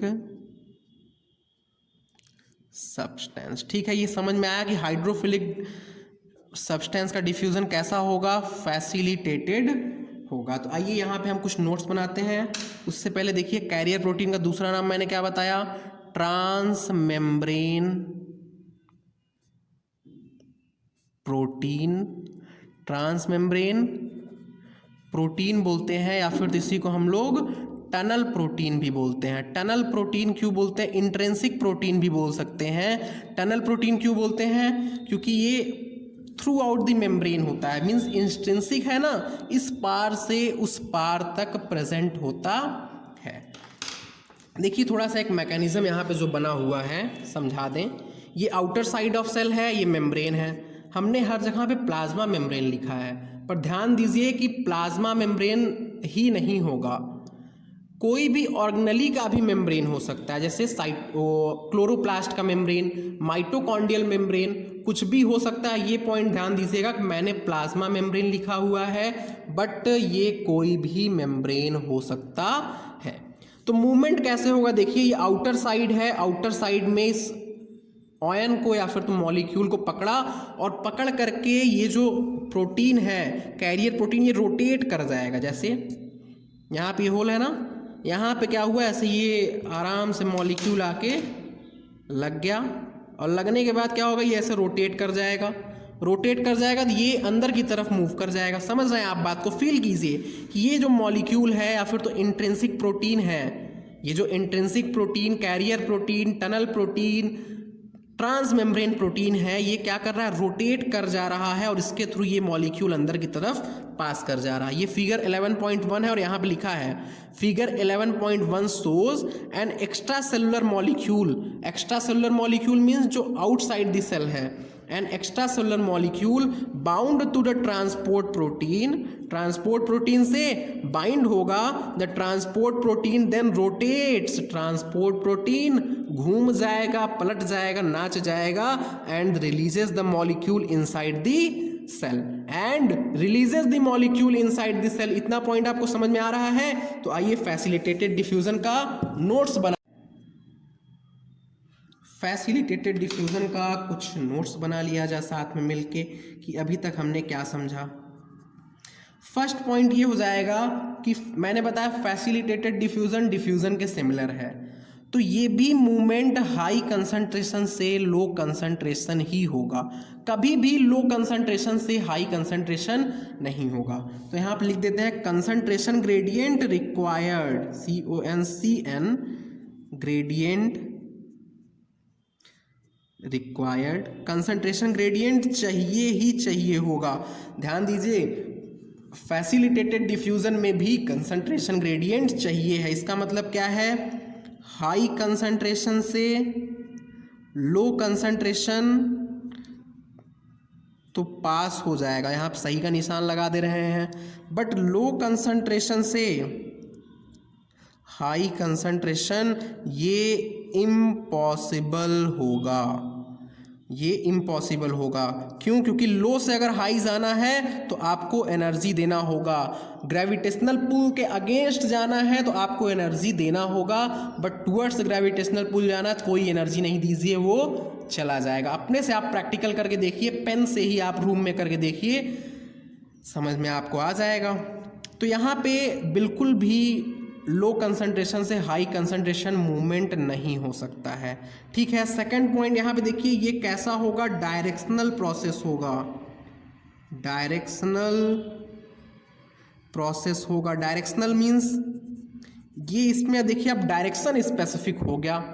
carrier protein क्या करेगा, इधर से इधर ही मूवमेंट करेगा। फैसिलिटेटेड डिफ्यूजन में कैरियर प्रोटीन जरूर प्रेजेंट रहेगा और कैरियर प्रोटीन मूवमेंट करेगा हाई कंसंट्रेशन से लो कंसंट्रेशन की ही तरफ। और इसका डिफ्यूजन तो हो सकता है, इधर उधर हर तरफ डिफ्यूजन हो सकता है, but facilitated diffusion will be directional.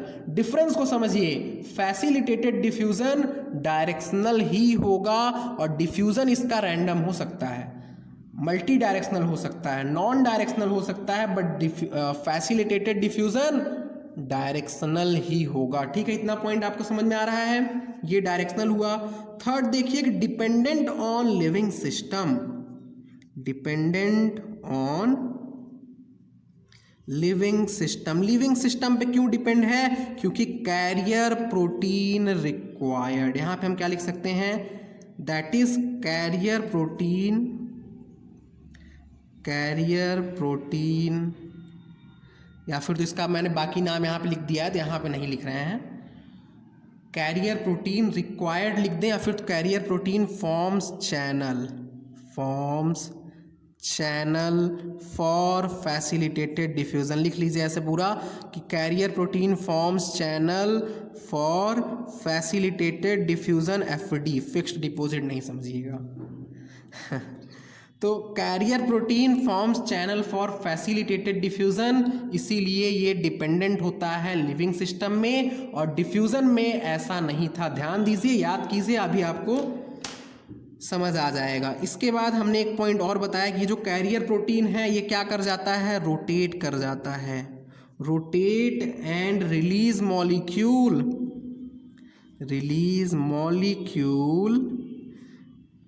Inside this cell.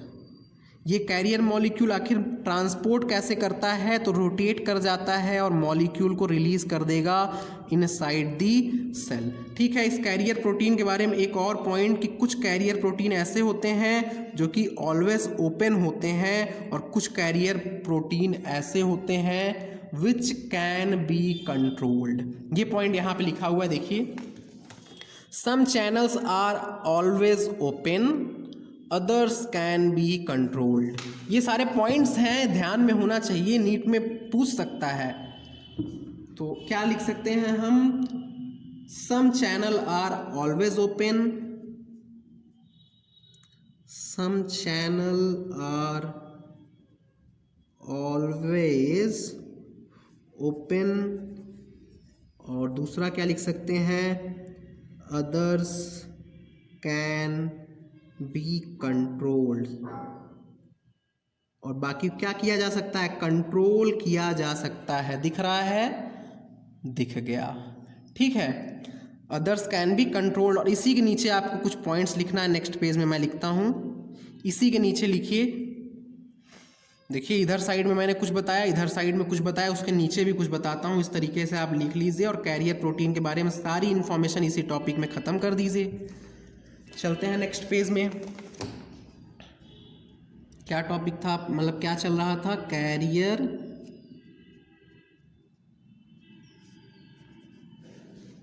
Protein. ये कैरियर प्रोटीन के बारे में कुछ और पॉइंट, रहस्यमयी बातें। ये कैरियर प्रोटीन अब क्या होगा, सैचुरेट होगा। सैचुरेशन का मतलब होता है when all protein used, when all protein used, इसी को हम सैचुरेशन बोलते हैं। और फैसिलिटेटेड डिफ्यूजन में सैचुरेशन का प्रोसेस होगा। तो यहाँ पे हम लिख दें कि सैचुरेशन क्या होगा, प्रेजेंट होगा। और ब्रैकेट में लिख सकते हैं क्या, ऑल प्रोटीन यूज्ड। सैचुरेशन का मतलब क्या हो जाएगा, ऑल प्रोटीन यूज्ड। डेफिनेशन तो बड़ा सा है इसका, पर आप शॉर्ट में याद रखिए, saturation means all protein use. देखिए, transport rate reaches a maximum when all protein transporter are being used, और इसी को बोलते हैं सैचुरेशन। इतना बड़ा नहीं लिखना है, लिख लीजिए ऑल प्रोटीन यूज्ड, इसी को हम बोलते हैं क्या, सैचुरेशन बोलते हैं। दूसरा, कैरियर प्रोटीन पे कुछ इनहिबिटर का भी इफेक्ट होगा, तो हम यहाँ लिख सकते हैं effect of inhibitor present. Effect of inhibitor present को हम प्लस से ही दिखा दे रहे हैं। यहाँ पे सैचुरेशन प्रेजेंट और इफेक्ट ऑफ इनहिबिटर भी होगा। और इनहिबिटर करेंगे क्या, reacts with protein side chain. ये जो कैरियर प्रोटीन है इसके साइड चेन से रिएक्ट कर जाएंगे। लिख देंगे यहाँ पे हम इनहिबिटर रिएक्ट्स विथ, या फिर पूरा लिख दें इनहिबिटर, ये एनसीईआरटी में लिखा है, दिखाते हैं, reacts with protein side chain. कहाँ लिखा है अब आप खुद ढूंढिएगा, ये लिखा हुआ है, मैं बता दे रहा हूँ। Inhibitor reacts with protein side chain. Protein के साइड चेन से इनहिबिटर क्या करते हैं, रिएक्ट कर जाते हैं।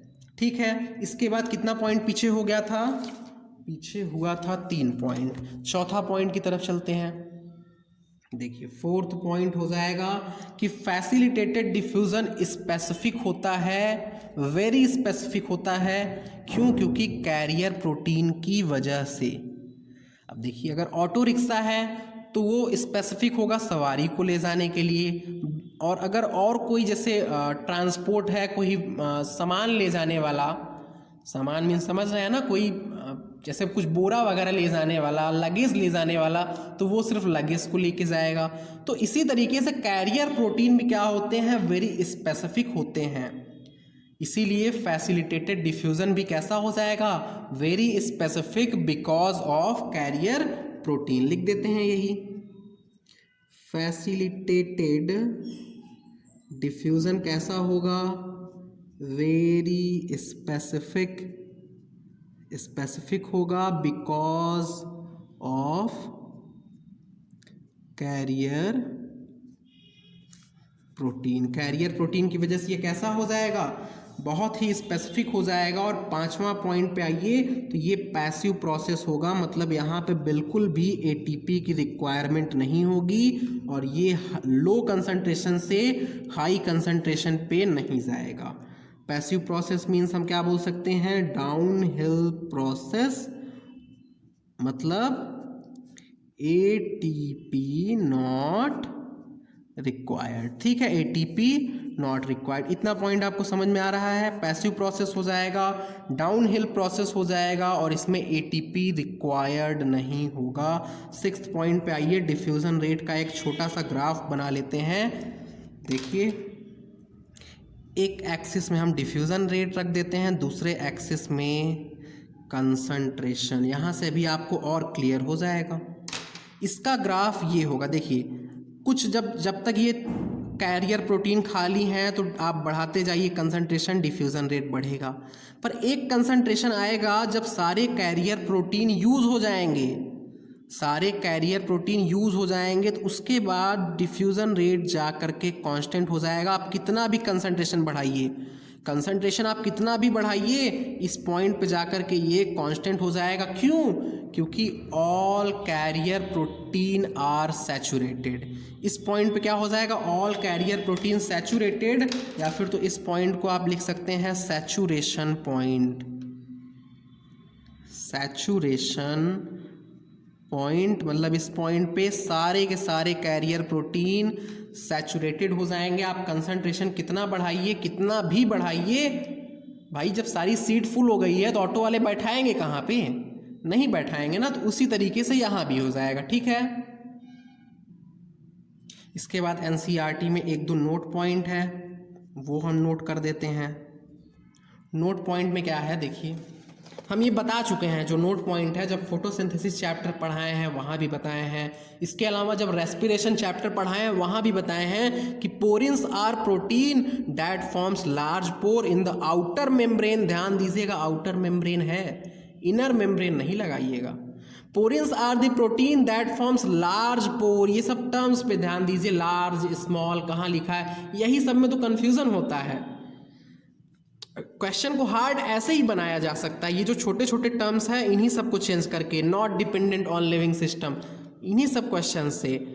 ठीक है, porins are protein that forms large pore in the outer membrane of the plastid. Plastid means chloroplast, leucoplast, chromoplast, mitochondria and some bacteria, allowing molecules up to size of small protein to pass through them. मैं इस point को लिखता हूँ। दूसरा point लिखूंगा कि ये जो वाटर चैनल है, वाटर चैनल मीन्स वाटर का ट्रांसपोर्ट कराता है, बल्क मूवमेंट ऑफ वाटर कराता है, और ये किससे बना होता है, made up of 8 different type of aquaporins. ये दो नोट पॉइंट हैं, इन्हें मैं अब लिखता हूँ और ये आपको याद रखना है। देखिए पहला नोट क्या था, porins are protein, porins are protein that forms large pore in outer membrane of plastid mitochondria and some bacteria। All bacteria नहीं है यहाँ पे, सम बैक्टीरिया है। Some bacteria allowing molecule up to size of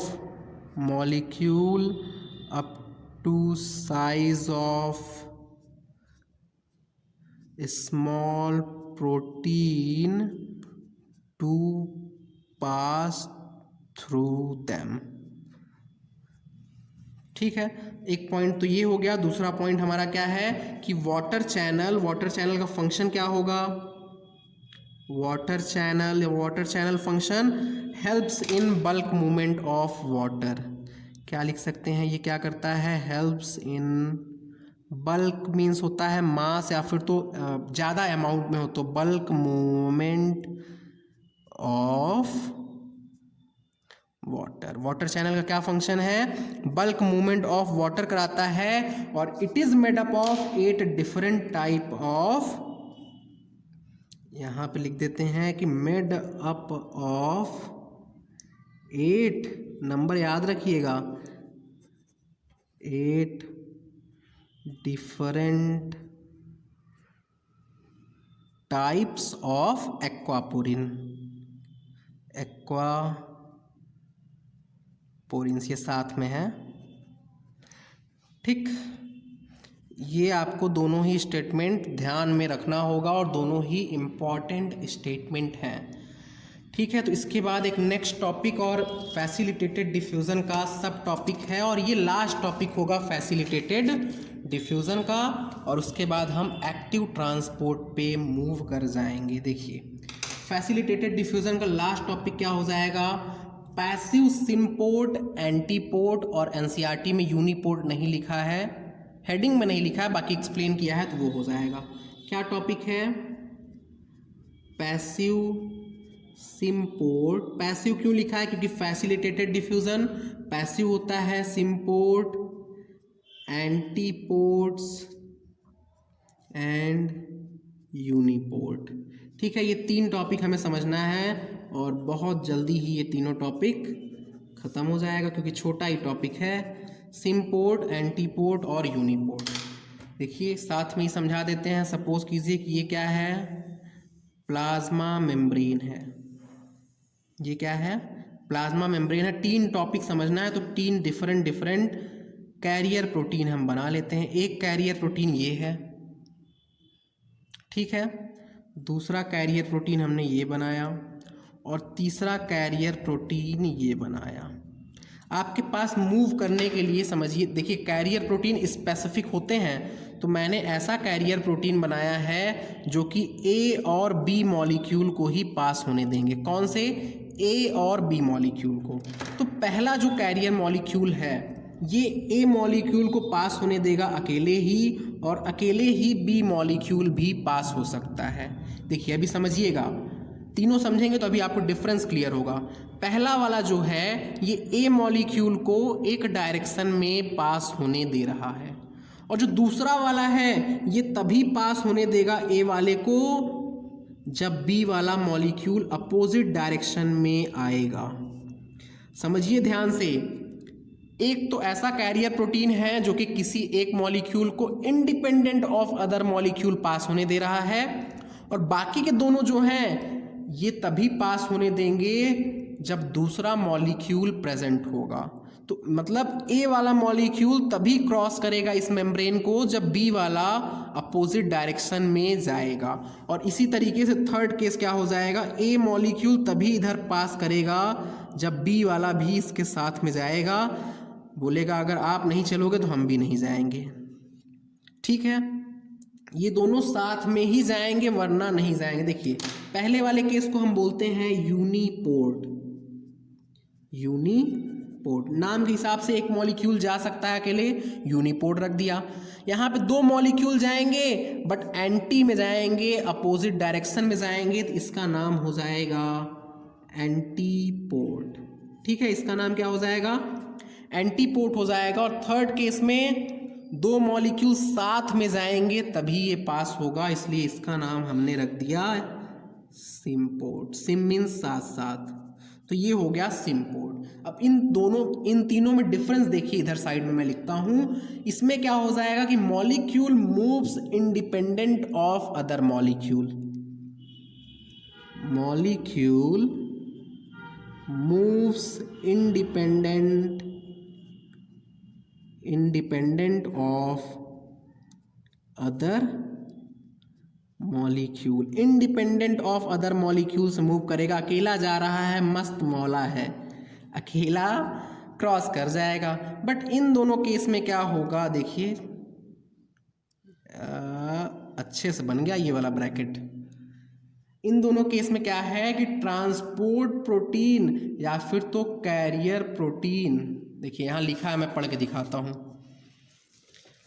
some career और transport protein allow diffusion only if two type of molecule move together. तभी allow करेगा जब to type of molecule साथ में जाएंगे और इसमें एक आ जाएगा सिम्पोर्ट और दूसरा हो जाएगा एंटीपोर्ट। ठीक है, तो यहां पे हम यही पॉइंट यहां छाप देते हैं कि सम कैरियर या फिर तो ट्रांसपोर्ट प्रोटीन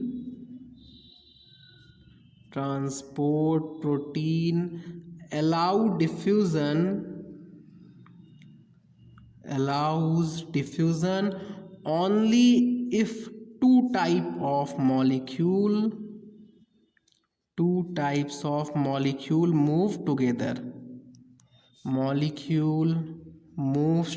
इसका मतलब क्या हो गया? TOGETHER। इसका मतलब है कि A and B are dependent to each other. इसका मतलब क्या हो जाएगा? A and B are dependent to each other। ठीक है, A और B क्या है? एक दूसरे पे डिपेंडेंट हैं। इस केस में अगर B वाला जाता है तो A और B दोनों ही एक दूसरे के इंडिपेंडेंट होंगे। अगर इस वाले केस में B वाला भी जाएगा तो A और B दोनों ही एक दूसरे के इंडिपेंडेंट होंगे। हमने ये बनाया मेम्ब्रेन। अब मेम्ब्रेन कोई भी हो सकता है, प्लाज्मा मेम्ब्रेन बोलिए आप, या फिर तो कोई भी मेम्ब्रेन हो जाए जो कि सेल में हो। और ये जो बनाया हुआ है ओवल शेप में, ये है कैरियर प्रोटीन। ठीक है, इतना पॉइंट समझ में आ रहा है। इसके बाद एक छोटा सा नोट हो जाए, नन्हा सा मुन्ना सा प्यारा सा, जो कुछ भी अभी हमने पढ़ा हुआ है उसी का कंक्लूजन होगा ये नोट्स। हमने अभी तक दो टॉपिक पढ़े हैं, एक तो डिफ्यूजन या फिर तो सिंपल डिफ्यूजन बोल लीजिए, सिंपल डिफ्यूजन, और फैसिलिटेटेड डिफ्यूजन। दो टॉपिक पढ़े हैं ना, और आपने दोनों ही टॉपिक में देखा कि हाई कंसंट्रेशन से लो कंसंट्रेशन मूवमेंट होगी, एनर्जी की रिक्वायरमेंट नहीं होगी। तो आप बोल सकते हैं कि ये दोनों is a type of passive transport. जो भी अभी हमने पढ़ा ये दोनों पैसिव ट्रांसपोर्ट का टाइप है, बट एनसीईआरटी में लिखा नहीं है ये कहीं। इसके आगे हम एक दूसरा टॉपिक पढ़ने वाले हैं, एक्टिव ट्रांसपोर्ट। तो अभी तक जो दोनों टॉपिक हमने पढ़ा है दोनों is a type of passive transport. Clear इतना? पैसिव ट्रांसपोर्ट मतलब क्या हो जाएगा कि ये डाउन हिल प्रोसेस होगा, एटीपी इसमें रिक्वायर्ड नहीं होगा, या फिर तो आप इसे ऐसे बोल सकते हैं कि टुवर्ड्स कंसंट्रेशन ग्रेडियंट होगा, टुवर्ड्स कंसंट्रेशन ग्रेडियंट होता है, टुवर्ड्स कंसंट्रेशन ग्रेडियंट। ठीक है, ये टुवर्ड्स कंसंट्रेशन ग्रेडियंट होगा, दैट इज हाई से लो की तरफ होगा, हमेशा सदैव हाई से लो की तरफ होगा। ठीक है, इसके बाद नेक्स्ट टॉपिक हमारा एक्टिव ट्रांसपोर्ट, जो कि 10 मिनट का टॉपिक है। इसके बाद ये आज का लेक्चर एंड कर दिया जाएगा। देखिए एक्टिव ट्रांसपोर्ट समझते हैं, एक्टिव ट्रांसपोर्ट क्या है। अब एक्टिव ट्रांसपोर्ट, इससे पहले हमने देखा पैसिव ट्रांसपोर्ट का मतलब क्या है, टुवर्ड्स कंसंट्रेशन ग्रेडियंट है। तो एक्टिव ट्रांसपोर्ट का सबसे पहला जो मैं लाइन लिखूंगा कि ये अगेंस्ट कंसंट्रेशन ग्रेडियंट होगा, against concentration gradient. Against concentration gradient means low concentration से हाई के लिए ये होगा, लो कंसंट्रेशन से हाई के लिए होगा, मतलब एटीपी का रिक्वायरमेंट भी इस केस में होगा, एटीपी का रिक्वायरमेंट भी इस केस में होगा। देखिए पहले इसको समझ लेते हैं कि एक्टिव ट्रांसपोर्ट होता क्या है। आप सपोज कीजिए कि ये कोई भी आपका या फिर तो हमारा या फिर तो प्लांट का क्या है, सेल मेम्ब्रेन है, और यहाँ पे ये जो प्रोटीन लगा है ये एक्टिव ट्रांसपोर्ट वाला प्रोटीन है। जो एक्टिव ट्रांसपोर्ट वाला प्रोटीन होता है उसे हम पंप बोलते हैं। जैसे ह्यूमन में न्यूरॉन में सोडियम पोटेशियम पंप प्रेजेंट होता है, उसी तरीके से जो एक्टिव ट्रांसपोर्ट वाला कैरियर प्रोटीन होता है उसे हम पंप बोलते हैं। ठीक है, देखिए आप सपोज कीजिए कि रूट का एक मेम्ब्रेन है, रूट हेयर का ये मेम्ब्रेन है जिसमें ये प्रोटीन लगा हुआ है, और इधर साइड में ये क्या है, सॉयल है। सपोज कर लीजिए ऐसा, सॉयल में क्या होगा, कुछ मिनरल न्यूट्रिएंट्स होंगे, और रूट के अंदर क्या होगा, रूट के सेल में मिनरल न्यूट्रिएंट होंगे। बट क्या आपको पता है, यहाँ से एक पॉइंट और क्लियर कर दे रहा हूँ कि रूट के सेल में ज़्यादा अमाउंट में मिनरल न्यूट्रिएंट होते हैं। सॉयल के कंपैरिजन में रूट के सेल में ज़्यादा अमाउंट में मिनरल न्यूट्रिएंट होते हैं, तो ये सॉयल से अंदर कैसे जाता है, सॉयल में कम कंसंट्रेशन में और इस रूट के सेल में ज़्यादा कंसंट्रेशन में। इस पॉइंट को मैं दिखाता हूँ, इसी चैप्टर में लिखा हुआ है। देखिए इसी चैप्टर के पेज नंबर 189 में ये जो दूसरा पॉइंट लिखा है कि the concentration of mineral in soil is usually lower, ध्यान दीजिए, usually lower than the concentration of mineral in root. इसीलिए यहाँ पे एक्टिव एब्जॉर्प्शन होता है आयंस का। एक पॉइंट साथ में क्लियर भी कर दे रहे हैं। तो समझिए यहाँ पे कि ये रूट का है एक मेम्ब्रेन मान लीजिए, और इधर साइड में सॉयल है, ये रूट हेयर का मेम्ब्रेन है। अंदर पे मिनरल न्यूट्रिशन का कंसंट्रेशन बहुत ज़्यादा है और सॉयल में कम है। तो लिख देते हैं कि सॉयल में क्या है, कंसंट्रेशन कम है, और सॉयल के सेल के अंदर ये हम यहाँ पे सेल यहाँ पे दिखा दे रहे हैं, इधर पे क्या होगा, कंसंट्रेशन हाई है। इतना समझ में आ रहा है, सॉयल के अंदर कंसंट्रेशन हाई है और सॉयल के बाहर कम है। हमने बताया कि इसके कैरियर मॉलिक्यूल को या फिर तो कैरियर प्रोटीन को प्यार से पंप बुलाते हैं। ठीक है, क्या बुलाएंगे, पंप बुलाते हैं। तो होता क्या है, ये मॉलिक्यूल जब अंदर पास करता है, अंदर तो पास करना ही है, तो पास करने के दौरान, पास करने के टाइम पे, अब कौन सा पेन लूँ, ब्राउन, पास करने के टाइम पे इस पंप के थ्रू एटीपी कन्वर्ट कर दिया जाता है, किसमें, एडीपी में। देखिए एटीपी यूज हुआ ना, तो एक्टिव ट्रांसपोर्ट हुआ, अगेंस्ट कंसंट्रेशन ग्रेडियंट है, लो कंसंट्रेशन से हाई कंसंट्रेशन की तरफ है, डायरेक्शनल प्रोसेस है फैसिलिटेटेड की तरह, और डिपेंडेंट ऑन लिविंग सिस्टम है, डिपेंडेंट ऑन लिविंग सिस्टम है। एटीपी रिक्वायरमेंट हो रही है, कैरियर प्रोटीन की रिक्वायरमेंट हो रही है, और कैरियर प्रोटीन है तो सैचुरेशन भी होना है, इफेक्ट ऑफ इनहिबिटर भी होना है, और ये कैरियर प्रोटीन स्पेसिफिक भी होगा। मैंने सारे पॉइंट को बोल दिया है, अब बस लिखना रह गया है। तो आइए नोट्स बनाते हैं और देखते हैं हमने क्या क्या पॉइंट्स बोला। एक पॉइंट तो ये हो गया कि अगेंस्ट कंसंट्रेशन ग्रेडियंट होगा, लो कंसंट्रेशन से हाई कंसंट्रेशन जाएगा। दूसरा पॉइंट हमने बोला कि ये डायरेक्शनल प्रोसेस होगा, डायरेक्शनल प्रोसेस होगा। दूसरा पॉइंट में डायरेक्शनल प्रोसेस होगा। थर्ड पॉइंट में डिपेंडेंट ऑन लिविंग सिस्टम पे डिपेंडेंट होगा। सिर्फ डिफ्यूज़न ही ऐसा था जो कि इंडिपेंडेंट ऑफ लिविंग सिस्टम था। ठीक है, ये डिपेंडेंट ऑन लिविंग सिस्टम होगा, क्यों होगा, क्योंकि कैरियर प्रोटीन रिक्वायर्ड होते हैं। कैरियर प्रोटीन को प्यार से पंप बुलाते हैं, sodium pump, potassium pump, sodium potassium pump. इसके अलावा जहाँ जहाँ पे भी पंप आ जाए, आप समझ जाइए कि वहाँ पे एक्टिव ट्रांसपोर्ट होना है। कहीं पे आपको पंप दिख जाए तो वहाँ पे एक्टिव ट्रांसपोर्ट होना है। अब कैरियर प्रोटीन लगा है तो कैरियर प्रोटीन सैचुरेट भी होगा और इस पे इफेक्ट ऑफ इनहिबिटर भी होगा। सैचुरेशन SATURATION सैचुरेशन यहाँ पे होगा। सैचुरेशन का मतलब क्या होता है, लिख दूँ, लिख देते हैं, all protein used.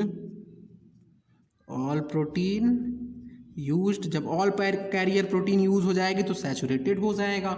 Effect of inhibitor यहाँ पे होता है, इफेक्ट ऑफ इनहिबिटर यहाँ पे होता है। कैसे होगा, इनहिबिटर क्या करता है, वही काम करेगा, reacts with protein side chain. पूरा लिख लीजिए आप, inhibitor reacts with protein side chain. Protein के साइड चैन से क्या कर जाएगा, रिएक्शन कर जाएगा, reacts with protein side chain, तो इफेक्ट ऑफ इनहिबिटर भी हो गया। फोर्थ पॉइंट में लिख दूं कि एक्टिव ट्रांसपोर्ट वेरी स्पेसिफिक होता है because of carrier protein. Active transport कैसा होगा?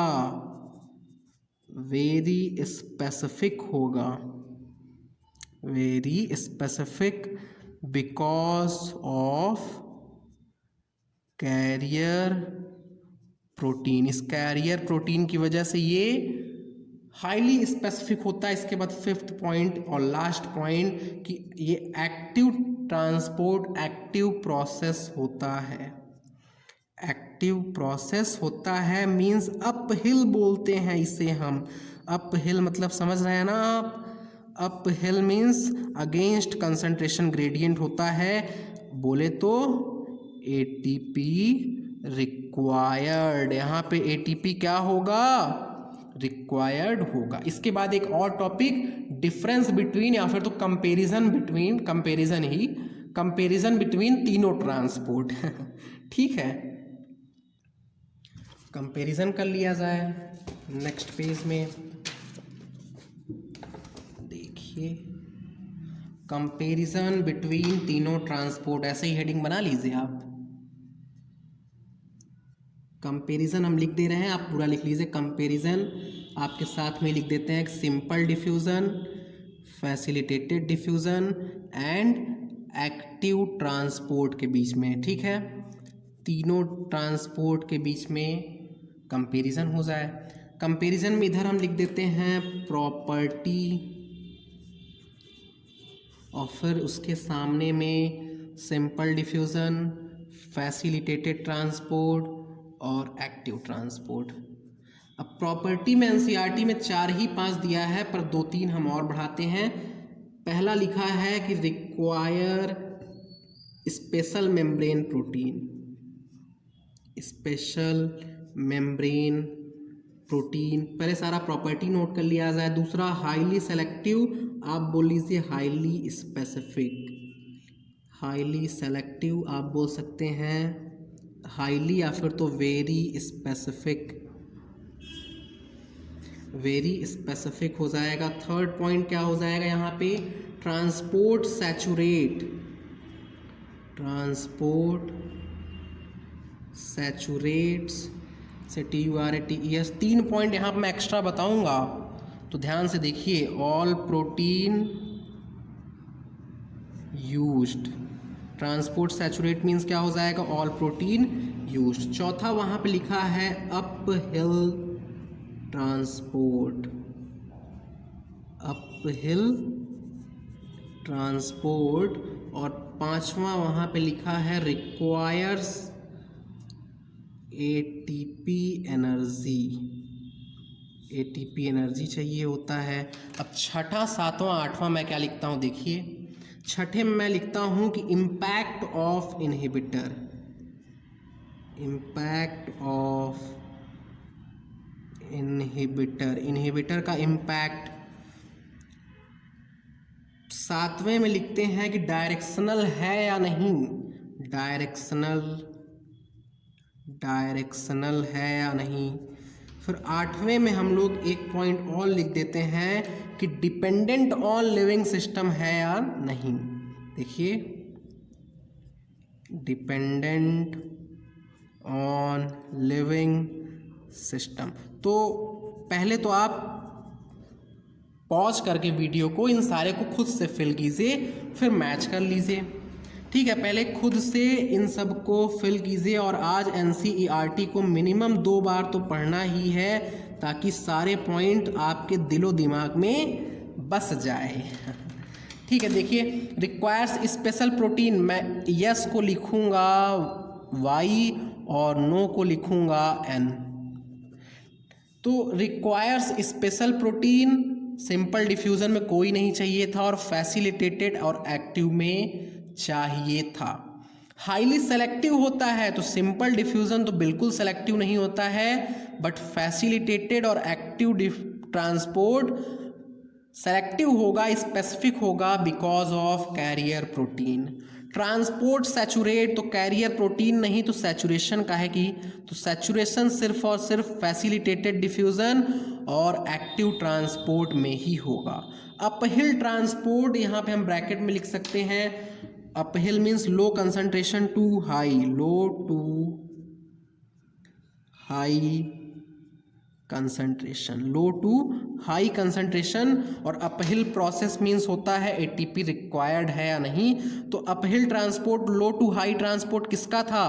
सिंपल डिफ्यूज़न भी ये काम बिल्कुल नहीं करेगा और फैसिलिटेटेड भी नहीं करेगा, सिर्फ और सिर्फ एक्टिव वाला ही ये काम करता है। एक्टिव ट्रांसपोर्ट में क्यों? क्योंकि रिक्वायर एटीपी एनर्जी एक्टिव में ही होता है, सिंपल और फैसिलिटेटेड में एटीपी की रिक्वायरमेंट नहीं है। इम्पैक्ट ऑफ इनहिबिटर, देखिए प्रोटीन किस में यूज़ होगा? फैसिलिटेटेड में यूज़ होगा और एक्टिव ट्रांस, मैं सोचा यहाँ प्रोटीन लिखा हूँ तो प्रोटीन कहीं नहीं लिखा है, तो फैसिलिटेटेड में और एक्टिव ट्रांसपोर्ट में प्रोटीन यूज़ होगा तो इम्पैक्ट ऑफ इनहिबिटर भी होगा।